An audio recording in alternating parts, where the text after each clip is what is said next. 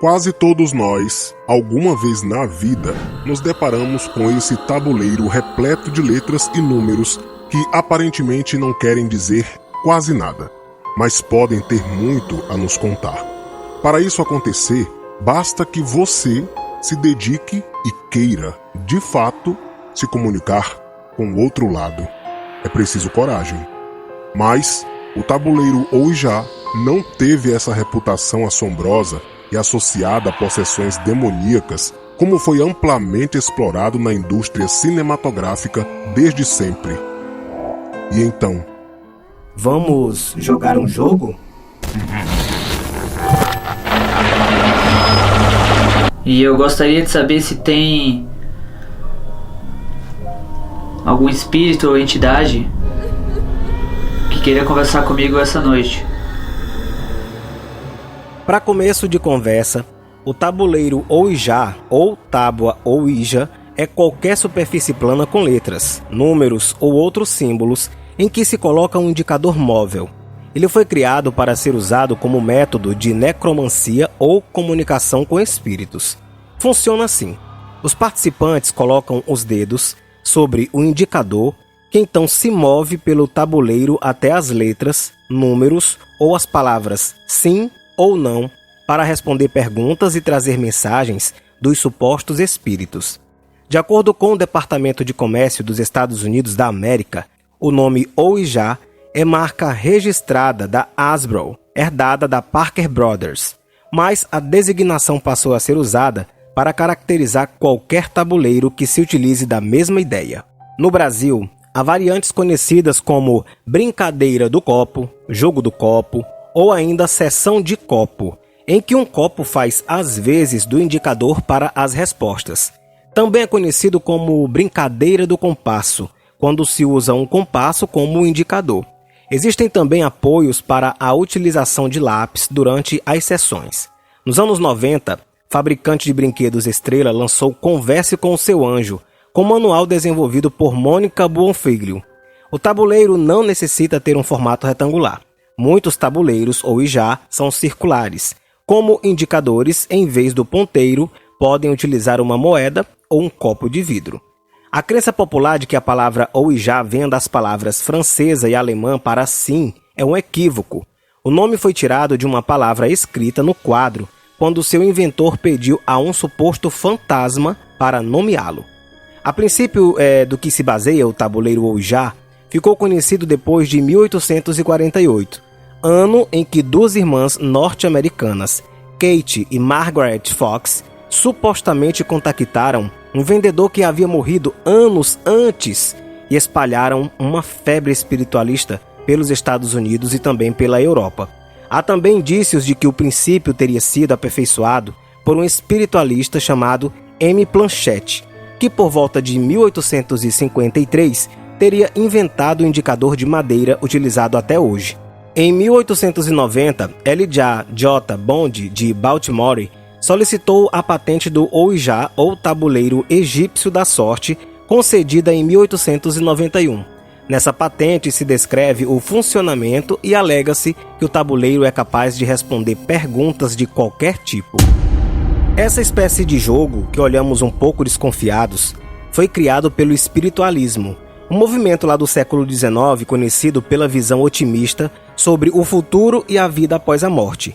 Quando o movimento perdeu força, o Ouija passou a ser encarado como um jogo demoníaco, mas era apenas uma tábua que espíritos usavam para se comunicar com entes queridos que os invocavam de alguma maneira. Inúmeros filmes de terror incluíram o sinistro objeto no roteiro. Ouija, Origem do Mal, de 2016, de Mike Flanagan, aborda a ideia de comunicação com os mortos através do jogo. A trama se passa em 1967 e explora a história de uma viúva e suas filhas que ganham a vida enganando clientes que buscam contato com familiares que já morreram. O negócio desonesto da família parecia que não traria grandes problemas até o momento em que a filha mais nova descobriu um antigo tabuleiro Ouija e tentou se comunicar com o pai, mas acabou sendo possuída por espíritos malignos. O moderno espiritualismo, como ficou conhecido este movimento religioso, surgiu nos Estados Unidos em 1848. No Brasil, o espiritismo surgiu poucos anos depois, em 1857.